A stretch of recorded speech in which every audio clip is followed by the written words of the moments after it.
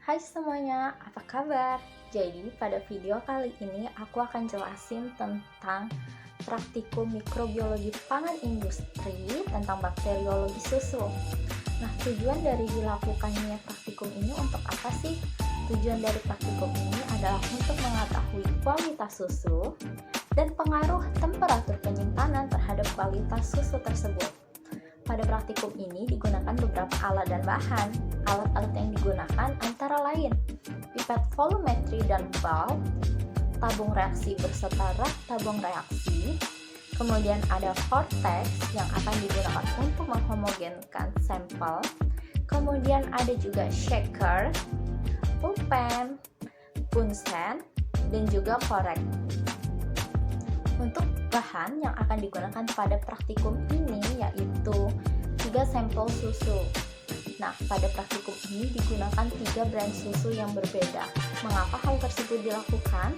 Karena kita akan melihat kualitas susu yang manakah yang lebih baik.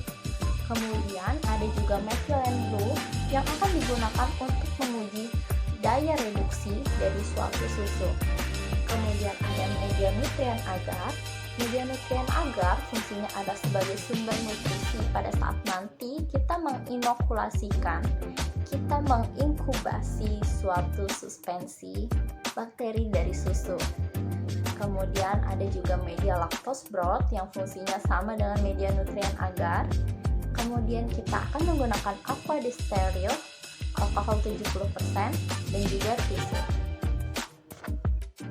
Sekarang kita akan membahas tentang cara kerja yang akan dilakukan pada praktikum kali ini. Nah, seperti pada umumnya praktikum mikrobiologi umum, pastinya kita harus melakukan sterilisasi terlebih dahulu. Yang pertama, lakukan sterilisasi terhadap meja kerja yang akan digunakan dengan menyemprotkan alkohol 70% dan diusapkan menggunakan tisu. Kemudian nyalakan pembakar bunsen agar terhindar dari kontaminasi segala macam mikroba. Langkah yang ketiga, berikan label pada masing-masing tabung reaksi sesuai dengan sampel yang akan kita gunakan. Kemudian, setiap sampel susu akan dilakukan 3 kali pengulangan. Jadi kita akan memerlukan 9 buah tabung reaksi. Untuk pengujian yang pertama adalah pengujian daya reaksi. Untuk melakukannya, yang pertama kita harus mensterilisasi pipet volumetri dengan cara menyemprotkan alkohol dan dibakar di atas bunsen. Kemudian ambil 9 ml susu dan masukkan ke dalam tabung reaksi sesuai dengan label yang telah kita berikan. Kemudian ditambahkan 1 ml methylene blue dan dicampurkan dengan sampel. Kemudian kita harus menghomogenkan menggunakan vortex dan dimasukkan ke dalam water bath selama 5 menit pada suhu 37 derajat Celcius. Setelah dimasukkan ke dalam water bath, kita akan menginkubasi pada suhu 37 derajat Celcius dan diamati setiap 30 menit sekali selama 5,5 jam.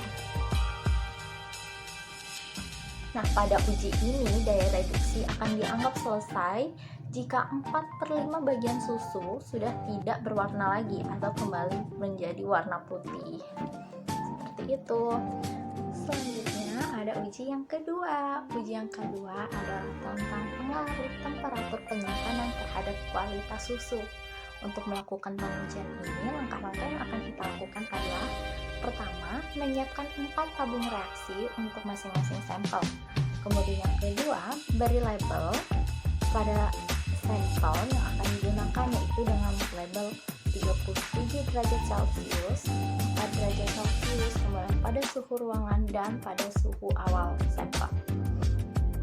Kemudian langkah yang ketiga adalah mengambil 10 ml sampel susu menggunakan pipet volumetri dan masukkan pada tabung reaksi. Kemudian untuk mengambil sampel yang lainnya, kita harus membersihkan atau membilas pipet volumetri terlebih dahulu supaya tidak terjadi kontaminasi. Kemudian inkubasi setiap sampel pada masing-masing suhu.